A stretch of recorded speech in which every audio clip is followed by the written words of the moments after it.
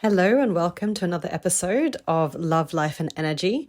Today I'm going to be talking about some concept called the gap and the gain and how women tend to live in this gap as we see the potential for men in our lives and we want things to be better for them and we are natural cheerleaders, but how do we stop that from ruining relationships and being nagging or pushing people too much or pushing them away? You're going to love this. Stay tuned. Hey, my name is Michelle Chung and I'm a live manifestation expert, which means I help women manifest their soulmate live in person, offline, and I help career-driven A-type alpha women find their man so they can have the amazing, committed, and effortless relationship they deserve. If you're a high-achieving woman who's career-focused and you're driven by success, you have a great life and you're looking for the one last thing that's going to make your life even better, got to check out this episode because I'm going to talk about this concept called the gap and the gain and how women are, we're naturally cheerleaders. We naturally want the best for others. I suppose it's like a biological thing. It's an ingrained mechanism and it supports, motherhood and creating life and looking after our offspring and our partner and protecting the people who are around us. Well, not protecting the people, but I guess having people around us grow. And I think it's part of our special powers that we have as women and how to utilize that, but not have it push people away. I know this is something relevant for me, so I'm sharing this. Hopefully it's going to be something relevant for you. And I guess as we grew in our independence and we started gaining success in the workforce, we were earning money and, sometimes we earn more than our partners. This gender stereotype of, the man earning the bread and the woman's at home, this is all outdated now, right? And relationships and the balance in the relationships between your man and woman in heterosexual relationships or, one masculine partner and one feminine partner, it starts to change and we start to need to look for, what is going to work for us now? How can we still achieve this balance and have it work for us? And I was talking to my best friend, Katrina. Hey, Katrina, I hope you're listening. And she was saying that most of her women friends felt better off without a man. And that, women these days, we don't need a partner for financial support anymore. And I couldn't agree more. And that the men she knew were preferred to be in a relationship. And it has been statistically shown that men live longer in a marriage, but women live longer outside of a marriage. So it's an interesting, difference that men, want to be in their partnership and they've been getting the benefits of a partnership and that women have not been doing so well in that same partnership. So how can we make that a win-win situation, right? Well, women are natural cheerleaders and nurturers. And if you ask a high-value man what they'd want, and they don't want a rich, successful woman who's, beautiful and glamorous and, that's a fantasy for most. They most generally want a woman who will nurture and be caring and kind and also all these very feminine qualities, right? And, that this is the quality that men actually want in their partners. And that is what actually gravitates them towards us and choosing somebody who will cheer them on, who will support them emotionally and psychologically. And it's also one of my favorite chapters in the Napoleon Hill Think and Grow Rich book.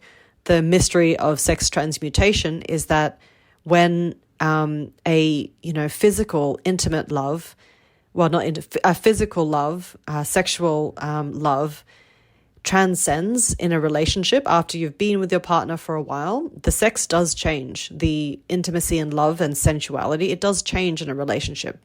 And it's just something that happens as your relationship develops. And that, having that love and support of your wife in this book helps the man transcend to his greatest potential and channel his sexual energy into his work, into his potential, and things like that. So it's like, okay, what happens to the woman? She's giving all this great stuff, and what is she getting? And in the past, she was getting the financial security, right? So that used to be the balance. But so now, we still have that ingrained in us for us to support our partners and to, help them develop their potential and develop their mindset and grow. So how can women regain a balance and get, what we deserve in our new types of relationships? So I guess what I start to say now that is, the man that you choose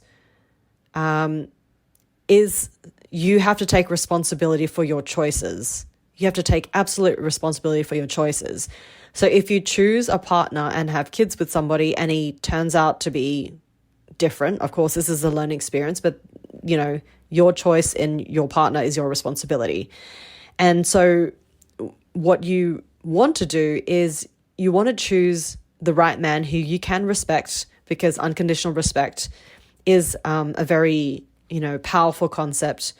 It was in a book that, Raf introduced to our relationship, Love and Respect, and that men need unconditional respect and women need unconditional love. So it's not true that men only want unconditional love.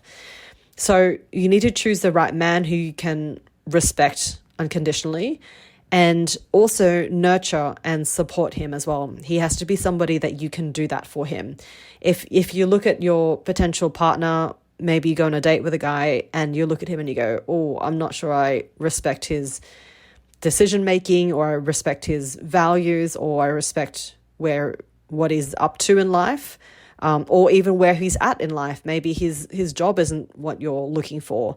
Then look at that as, that needs to factor into your choice. Yes, he may change in future, and yes, he may change with your support and love and nurturing, but he may not, and you have to be okay with that too. So we often look at the potential of our future partners and go, oh, he has the potential to do these really great things, and if I'm with him and I push him to do that, then maybe he'll get there. Yes and no. Yes, that's possible that you can do that. And are you willing to bet and put all your eggs in one basket into him, that he's going to do that, and not be someone who's going to nag him and push him to do that, because he may not want to, right? So this is a really interesting concept, and you have to take a look at that as well when you make your choice in your partner, and doing these ahead of time in your manifestation, and creating in your mind what kind of partner you want to have, someone who you can respect and someone who is aligned to your life journey and your life path and has a purpose that you're aligned with.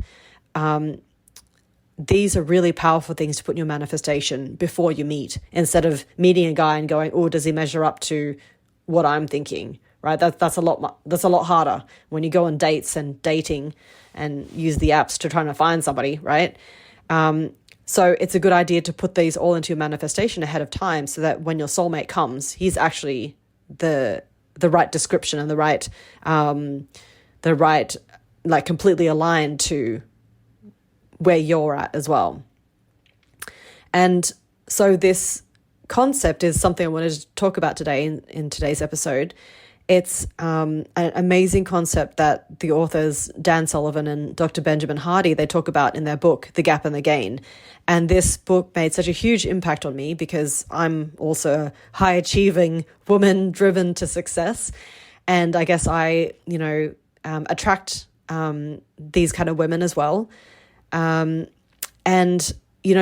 this concept also made me understand why sometimes I'm not happy with my past relationships, especially, and my past experiences, that, even if I've achieved my goals, that still it didn't make me happy or fulfilled, or I was too attached that it had to be success in a certain way.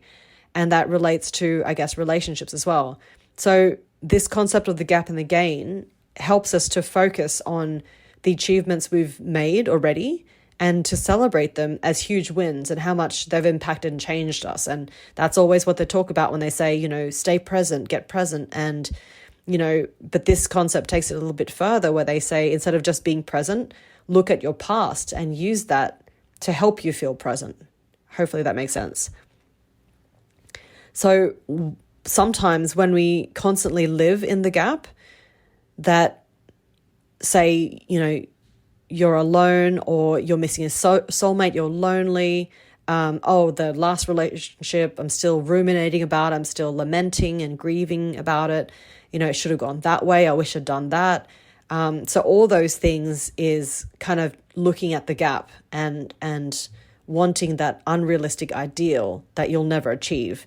And then you start to become depressed because this is unattainable. This is something we can never reach or something we can never fix. So instead, the idea is to celebrate our gains, those past victories, even though they might not seem like victories in the past and might have been painful relationships. But what have we achieved there, and what have we learned from those past relationships? We always learn something. You always get what you want, or you get the lesson. This is what my business mentor says. And, what good stuff can we take away as the lessons and examples and use them for the next relationship? And, basically, what do men want? They just want us to be happy and to enjoy being with them and feel like that they're doing a great job and that they feel appreciated for the things that they've done for us. And because now we don't need them financially, then they still want to be of use to us, right? And so now what is that new use? It's to be someone who will grow with you and to fulfill your potential together. And I think that's a really important shift in looking at relationships, and especially with your soulmate, that it's not just a relationship of convenience, of killing time together, of like spending your Saturday nights with, at least you have someone to spend time with. I don't think that's that's probably a more dependent way of looking at relationships. And honestly, those kind of relationships are easy to get. They're not easy to maintain, I believe. But everyone's looking for someone, so they won't be lonely. But the key now is to look for somebody or to attract somebody into your life who wants to grow with you and wants to, be together with you having those experiences. And it's, like I say, it's kind of like a soulmate pact that you made before you came into this life. And using manifestation as a way to locate him and make him come to you instead of you going and chasing. And, you don't have to do this dating thing, actually. The solutions are right here in front of us. And it's knowing how to use those solutions of manifestation. So anyway, hopefully this episode brought you some value and you're understanding a little bit about the gap and the gain, and always to focus on the gains.